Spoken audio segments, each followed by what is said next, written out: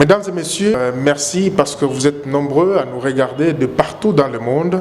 Bienvenue à ce magazine très spécial aujourd'hui. Tout savoir aujourd'hui vous amène un homme aussi spécial que nous allons vous présenter d'un moment à l'autre parce que nous parlons d'un événement très spécial. Nous recevons sur ce plateau le prophète Benny Kalenga, qui est directeur de l'université du ministère de la parole prophétique La Voix de l'époux. D'ailleurs, vous connaissez déjà cette institution qui aide l'Église Corps du Christ en train de former les serviteurs et aussi à aider l'Église en ce qui concerne la parole, la pure d'ailleurs, que nous allons découvrir d'un moment à l'autre. Et cette institution se retrouve pratiquement partout. À Lubumbashi, à Likasi, à Kolwezi, au Cameroun, en Zambie, au Cameroun et aussi au niveau de Madagascar. Pratiquement partout dans le monde, en ligne, tout comme en présentiel, beaucoup reçoivent cette parole qui vient de la part du Seigneur Yeshua HaMashiach. Et il est également écrivain. Il a beaucoup écrit, beaucoup de livres qu'il a mis à la disposition du peuple de Dieu, qui est en train de recevoir aussi beaucoup de secrets spirituels, aussi prophétiques, en ce qui concerne la parole du Seigneur. Il est également écrivain. Prophète Benny, bienvenue et merci d'avoir accepté notre invitation. Nous rendons grâce à l'Adonai pour ce jour, pour votre invitation qui nous fait vraiment du bien. Nous sommes vraiment dans la joie de passer pour la première fois dans ces plateaux merveilleux de Canal Direct pour parler de la part de l'Adonai, parce que ce que les peuples attendent, ils attendent d'écouter ce qu'il ainsi dit Yahweh ou l'Adonai. Donc je me retrouve sur ces plateaux dans la joie. Je suis l'homme le plus heureux de ce jour. Que le Seigneur, l'Adonai, vous bénisse abondamment. Amen. Je crois que nous serons les plus heureux parce que nous allons recevoir beaucoup de choses. Mais avant de parler de ce qui vous amène sûrement sur ce plateau, nous allons essayer un peu de comprendre pourquoi La Voix de l'époux. Vous avez nommé cette grande université La Voix de l'époux. Pourquoi? Bon, merci beaucoup, Pasteur James. Je veux parler de La Voix de l'époux. C'est tiré d'abord dans le livre de Jean chapitre 3, le verset 29. C'est Jean le Baptiste qui parle, parce qu'on lui a dit que c'est lui que tu as présenté, il baptise beaucoup de gens et tous vont à lui. Oui. Et Jean répète maintenant, il dit ceci, il dit, je vous l'avais dit, c'est lui à qui appartient l'épouse, c'est l'époux. Mais l'ami de l'époux qui se tient là approuve une grande joie en écoutant la voix de l'époux. Donc là, il s'agit de 4 éléments. Premièrement, il y a l'époux, qui est le Christ. Deuxièmement, il y a l'épouse, qui est l'Église. Bientôt, pour le moment, l'Église n'est pas encore épouse. Elle sera épouse à l'enlèvement. Troisièmement, nous avons l'ami de l'époux, qui doit être à côté de l'épouse. Et quatrièmement, c'est la voix de l'époux. Donc la voix de l'époux, c'est le cri qui retentit au milieu de la nuit, selon Matthieu 25, le verset 6, dans la parole de Vierge, quand il dit, au milieu de la nuit, un cri retentit, voici l'époux. Et toutes les vierges se réveillèrent. On peut bien dire, se levèrent et commencèrent à préparer leurs lampes. Ainsi, l'époux est venu, les 5 qui étaient prêtes, elles sont entrées. Donc, la voix de l'époux, c'est un message qui vient regrouper tous les chrétiens du monde, qu'ils soient catholiques, qu'ils soient orthodoxes, qu'ils soient protestants, qu'ils soient pentecôtistes, qu'ils soient évangéliques, qu'ils soient des témoins de Jéhovah, qu'ils soient des tabernacles ou des messages de Branham, qu'ils soient des mormons, tous ceux qui s'appellent chrétiens, tous ceux qui ont accepté Christ, ce sont ceux-là qui n'ont pas de vierge. Alors la voix de l'époux, juste c'est un message qui vient les réveiller, ou bien les rendre en éveil, les rendre sobres, le présenter l'époux. Ainsi, quand nous parlons de la voix de l'époux, nous voyons déjà ces cris qui retentissent au milieu de la nuit et qui préparent les saluts. Ainsi, parlant de l'école du ministère ou l'université du ministère de la parole prophétique, la voix de l'époux est là d'abord avec une école pour donner l'enseignement aux serviteurs. Oui. Qui sont ces serviteurs? D'abord les apôtres, les prophètes, les évangélistes, les pasteurs et les docteurs. Pourquoi? Pour le perfectionnement des saints en vue de l'œuvre du ministère et l'édification du corps de Christ. Donc nous donnons la plénitude de la parole. C'est pourquoi on appelle la parole prophétique, comme Pierre a dit, et puisque nous tenons attention à la parole prophétique qui est comme une lampe qui brûle et qui brille dans un lieu obscur. Donc en ces temps du milieu de la nuit, c'est la parole prophétique qui nous conduit. Parce que la prophétie éveille l'Église. La prophétie éveille, rend l'Église sobre par rapport à l'avènement de Christ. C'est ainsi que l'école là, quand nous appelons ça, nous appelons tous les serviteurs d'Élohim, de partout, tous les apôtres, les prophètes, tout ça, ils viennent se former dans cette école. Et les gens qui sont passés par cette école, qui a commencé depuis 2010 ici à Lubumbashi, là c'est la 13e année, il s'est passé beaucoup d'hommes et de femmes qui sont devenus de vrais serviteurs de Dieu. Et les servantes, pas qu'elles prêchent, mais les servantes sont là, mais ça donne la connaissance à tout le monde. Elle est ouverte pour tout le monde. Voilà un peu ce qui est de la voix de l'époux et de l'école. Voilà une très bonne chose, la voix de l'époux à Lubumbashi, en Afrique du Sud, à Likasi, à Kolosi, au Cameroun. Comment vous faites pour réunir tout ce monde-là autour de cette voix-là? Ok, la voix de l'époux en tant que message, et si nous voulons réunir tout ce monde pour donner l'enseignement par rapport à l'école, nous faisons l'école en ligne. Okay. Je ne peux pas être là au même moment, je suis ici à Lubumbashi, au même moment à Madagascar, au même moment en France, au même moment au Cameroun, en Afrique du Sud, non. C'est-à-dire nous avons une plateforme en ligne, là nous donnons les enseignements aux serviteurs de partout. Et tout le monde suit ces enseignements en ligne. Et ils posent des questions, et c'est pendant 6 mois et puis ça termine. On remet les diplômes, c'est comme ça.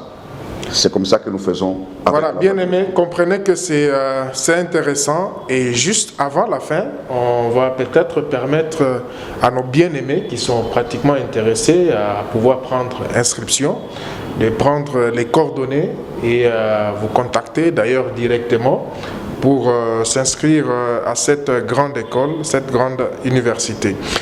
Mais ici, on est en train de parler d'un événement.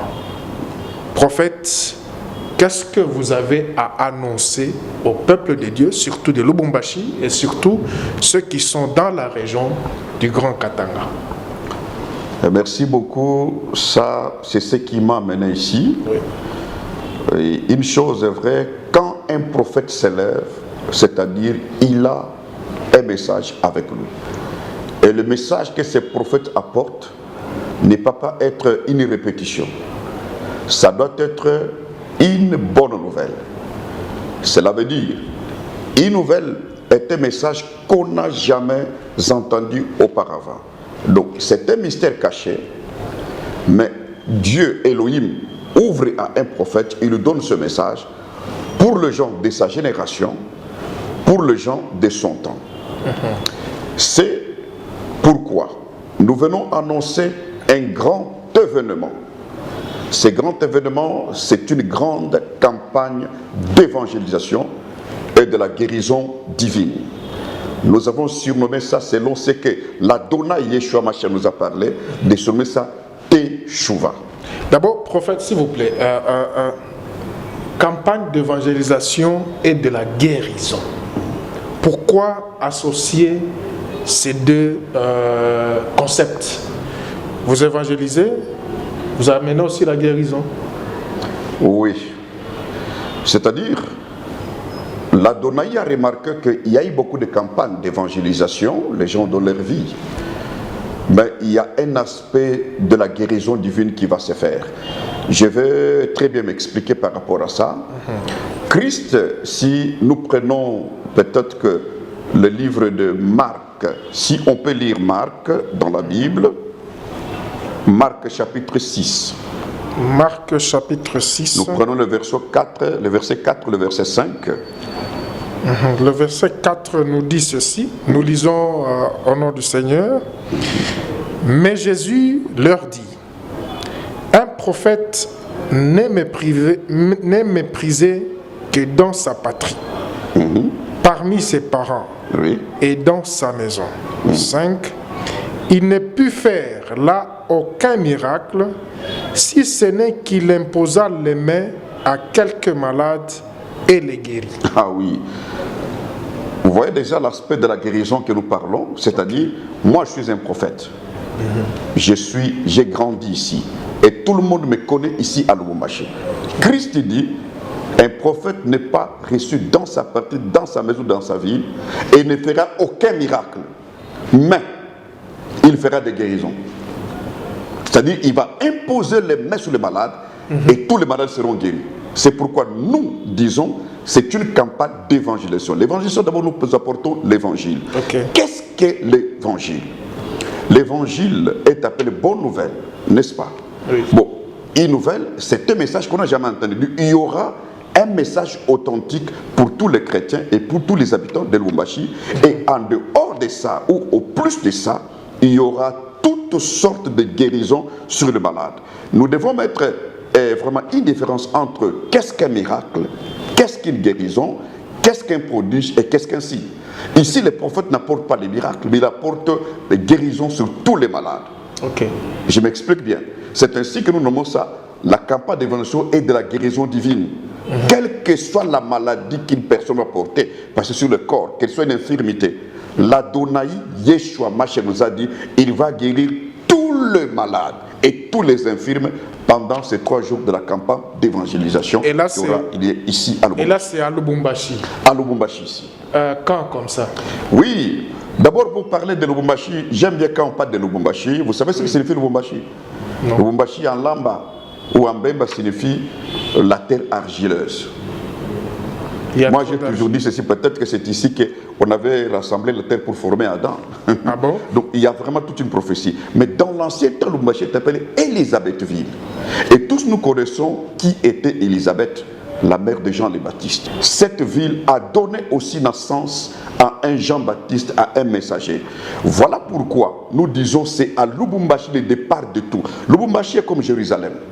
Moi, j'ai reçu plusieurs révélations depuis les années 90, 91, 92, 94, que le rêve qu'attend de l'Afrique et le monde partira de Lubumbashi. Beaucoup de prophéties ont été données par plusieurs personnes, par plusieurs prophètes, que c'est Lubumbashi qui est le centre du réveil pour le moment. Lubumbashi, où va sortir un message authentique qui va réunir tous les enfants d'Elohim de partout du monde pour les préparer pour l'enlèvement. C'est ici à Lubumbashi, précisément au quartier Makomeno. Ceux qui connaissent Lubumbashi au quartier Makomeno, c'est presque en ville ici, au stade, le terrain Mumbunda. Ça va se passer l'événement. Donc le rendez-vous est donc pris le 28, le 29 et le 30 juillet 2023. Si. Le 28, ce sera un vendredi. Le 29, un samedi. Et le 30, un dimanche, dans les après-midi, au mois de juillet.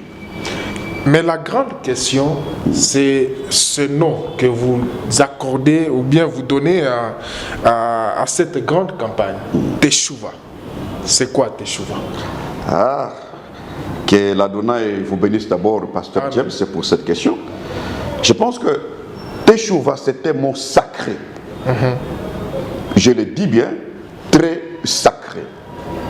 Comment est-ce que si nous prenons Osée chapitre 6, de 1 à 3 ou de 1 à 2, si on peut lire ça, et je vais parler en résumé, qu'est-ce que c'est le Teshuva? Nous lisons Osée. Nous allons prendre Osée chapitre 6, de 1 à 3. De 1 à 3, la parole dit ceci. Venez, retournons à l'Éternel, car il a déchiré, mais il nous guérira. Il a frappé, mais il bandera nos plaies. Il nous rendra la vie dans 2 jours. Le 3e jour, il nous relèvera et nous vivrons devant lui. 4. Connaissons. Jusqu'à 3. Donc 3, voilà. Jusqu'à 3. Connaissons. Oui. 3 qui dit ceci. Connaissons. Cherchons à connaître l'Éternel, sa venue est aussi certaine que celle de l'aurore. Il viendra pour nous comme la pluie du printemps, qui arrose la terre. Ah, la pluie du printemps, c'est la pluie de l'arrière-saison. Parce qu'en Israël, il y avait 2 saisons de pluie. La pluie de la première saison qui accompagnait la sémence et la pluie de l'arrière-saison qui accompagnait la moisson. L'arrière-saison, c'est la moisson. Quand on parle de la moisson, c'est l'enlèvement. Teshuvah, c'est un mot sacré, c'est un mot hébreu qui signifie retour ou retourner à l'Adonai. Donc, il y a le mot chouv. Chouv en hébreu, en français, veut dire retourner. Ça ne s'applique qu'au Seigneur, à l'Adonai. Je ne peux pas dire que comme si je partais à Madagascar, dire que j'ai fait un chouv à Lumbashi. Non. Okay. Ça ne s'applique qu'à l'Adonai. Quand les peuples retournent, c'est ça qu'on appelle chouv ou Teshuvah. Teshuvah était une période qui précédait la fête des expiations. Elohim, Yahweh, l'Adonai, avait donné cette fête au peuple d'Israël. Quand nous passons la Pentecôte, la 3e fête qui est la Pentecôte, avant d'arriver à la fête des trompettes et à la fête d'expiation, les Hébreux ou les Juifs passaient 40 jours de Teshuvah. Donc, on sonne les chauffards chaque jour, on se prépare pour l'événement des fêtes d'expiation où le souverain sacrificateur va entrer dans les saints des saints et expier le péché du peuple. Donc ici, Teshuvah, nous voulons faire un Teshuvah pour tous les enfants de Dieu, pour tous les enfants de chrétiens, qu'ils retournent. Il est temps que chacun retourne. On dit, Elohim a déchiré, lui-même va guérir. Vous voyez là-bas la guérison. Ouais. Donc, nous avons des problèmes qui se passent partout. Le Teshuvah va faire retourner tous les apôtres, tous les prophètes, tous les évangélistes, les pasteurs et les docteurs. Nous avons remarqué par la révélation que Yahweh a donné, que l'Adon a donné que les gens sont allés en dehors des bornes. Les gens ont abandonné Elohim. Ils ont abandonné l'Adon. Ils sont en train de faire autre chose. Malgré les activités qui se passent parmi les nations, malgré les conférences, malgré les croisades, malgré les marathons. Mais quand nous regardons, les gens ne sont pas retournés vers l'Adonai. Donc cette campagne dénommée Teshuvah, c'est pour faire d'abord retourner les enfants de Dieu, les enfants d'Elohim, les chrétiens et les ministres d'abord, qui les retournent dans la parole sans mélange et sans compromission, et après pour qu'il y ait ce réveil. Voilà pourquoi nous disons, nous vous invitons à ce Teshuvah. Les messages qui vous sera donné, ça fait retourner vers le Père. Les fils vont retourner chez leur Père. Et les pères vont retourner aussi chez leur Père. Il y a beaucoup de choses qui vont se passer, parce qu'aujourd'hui, si chacun fait un examen de conscience, vous allez trouver que beaucoup de gens sont en dehors. C'est pourquoi nous vous invitons à cet Teshuvah-là. Et une petite précision, lorsqu'on retourne, il y a tout un mystère. Il y a tout un mystère. Et beaucoup soit reçoivent la guérison, oui, la bénédiction, oui, et peut-être sortir de cette vie de déchirement. Parce que si on précise bien, on a déchiré et on va guérir. Oui. D'abord, ça porte le salut. Parce que le salut est divisé en deux. L'âme est sauvée, et après, c'est le corps qui sera sauvé après. Parce que c'est ça le salut total. Exactement. Ça nous amène à l'enlèvement pour préparer ça. Deuxièmement, guérison du corps. Troisièmement, il y a les délivrances qui va se passer là. Il y aura beaucoup de délivrances. Parce que nous avons conscience que les démons sont partout. J'ai fait une analyse. Quand nous avons cru dans les années 1989, il n'y avait pas beaucoup d'hôpitaux, oui, pas beaucoup de centres médicaux, de polycliniques, non. On ne connaissait même pas beaucoup de pharmacies. Mais aujourd'hui, Lubumbashi est plein d'hôpitaux partout, de centres médicaux, de polycliniques, de pharmacies partout, ce qui montre que les gens sont malades. Et les gens sont frappés. Ils sont frappés. Celui qui a frappé, c'est Yahweh lui-même qui a frappé, c'est l'Adonai qui a frappé. Et comme il a frappé, il va guérir. Il va guérir. Oui, c'est parce que toutes les maladies que nous voyons ici, ça ne sert à rien de les amener les gens à l'hôpital. Moi, je vais demander que tous les hôpitaux qui sont dans cette ville, l'hôpital général de Saint-Louis, cliniques universitaires, l'hôpital SNCC, l'hôpital Jekamine Sud, Don Bosco, tous les grands hôpitaux, le polyclinique qui les amène les malades pendant ces 3 jours. Aucun malade qui sera là va retourner malade. Tous seront guéris pendant ces 3 jours. Ça, je vous dis et je vous le confirme en tant que prophète, parce que c'est ainsi dit l'Adonai Yeshua Mashiach. Bien-aimés dans le Seigneur, comprenez qu'il y a des surprises qui vous attendent. Venez et engagez votre foi. Une petite dernière chose, avant peut-être qu'on chute. Pourquoi le choix de ce temps ici? Oui, le choix de ce temps en un mot. Pourquoi choisir ce temps ici? Parce que avec Teshuvah? Parce que nous sommes au milieu de l'année. Et c'est selon Marc 13:35. Okay. Christ dit, veillez, car vous ne savez quand viendra l'époux, le maître de la maison, soit le soir, soit au milieu de la nuit, soit au chant des coqs, soit le matin. Prophétiquement par là, nous sommes au milieu de la nuit. Et si c'est le milieu de la nuit, ça dit, il faut qu'un cri retentisse au milieu de la nuit. C'est pourquoi ces temps, nous traversons le milieu. L'église n'est plus au temps du soir, l'église est au temps du milieu de la nuit. C'est à cause du milieu de la nuit, quand le cri retentit, voici l'époux. On doit faire un teshuva, on doit ranger sa vie pour voir l'époux. Voilà le pourquoi nous appelons les gens à venir ces jours. Prophète béni, nous devons chuter. Bien sûr qu'on aura trop de temps à parler sur cela, mais une précision, seulement le peuple de Lubumbashi ou encore ceux-là qui seront peut-être touchés par ce message de pouvoir se déplacer vers Lubumbashi. Pas seulement pour les habitants de Lubumbashi, même de l'Ikassi, de Kolwezi, de Madagascar, de l'Afrique du Sud, du Gabon. Il y a quelqu'un qui m'a contacté du Gabon, il viendra. Il y a des gens de Kinshasa qui viendront. Il y a d'autres du Canada qui viendront. Il y a d'autres de Madagascar qui viendront. De la Zambie, de l'Afrique du Sud, ils viendront à ces grands événements Teshuva. Et surtout que ça sera en ligne. Hein? Ça sera en ligne, permettre à tout le monde peut-être de... Voilà, mesdames et messieurs, bien-aimés dans le Seigneur, nous sommes pratiquement à la fin de ce numéro spécial de Tout Savoir. Nous avons voulu savoir tout sur cette grande organisation. Je rappelle que c'est une grande campagne d'évangélisation et de guérison. Bien sûr que nous avons reçu de loin de l'Éternel, le prophète Béni Kalenga. Je rappelle qu'il est directeur de l'université du ministère de la parole prophétique. Mais ici, il vient comme mandaté de l'Éternel pour réaliser une œuvre grandiose au mois de juillet ici, le 28, le 29 et le 30 juillet 2023. Le rendez-vous est pris. Prophète béni, peut-être un mot, un dernier mot qui va aussi être accompagné d'une bénédiction du peuple de Dieu qui vous suit. Bon, le dernier mot que j'aimerais annoncer seulement, c'est donner nos contacts. Exactement. Nos contacts, c'est plus 243 9 9 9 9 4 fois 02 082. C'est le numéro WhatsApp et c'est le numéro aussi de Telegram.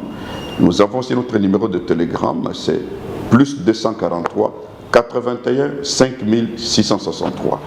Vous pouvez nous contacter pour tout en ligne sur Facebook, Prophète Messager Béni Kalenga, sur YouTube Béni Kalenga, Prophète Messager, ainsi de suite. Vous pouvez nous avoir. Sauf que je vous bénis en ces jours. Je demande que les maîtres du ciel et de la terre puissent répondre à vos requêtes. Vous qui avez prié ce matin, ou vous qui priez pour quelque chose, à partir de maintenant, que l'Adonai Yeshua Mashiach vous accorde la chose et vous vivez dans la paix en son nom. Amen. Et nous disons tous Amen. Nous voici arrivés à la fin de ce magazine spécial Tout Savoir. Merci d'avoir été nombreux à nous suivre de partout dans le monde. Ce magazine a été réalisé par Bazi Banza. Nous vous disons merci et à la prochaine.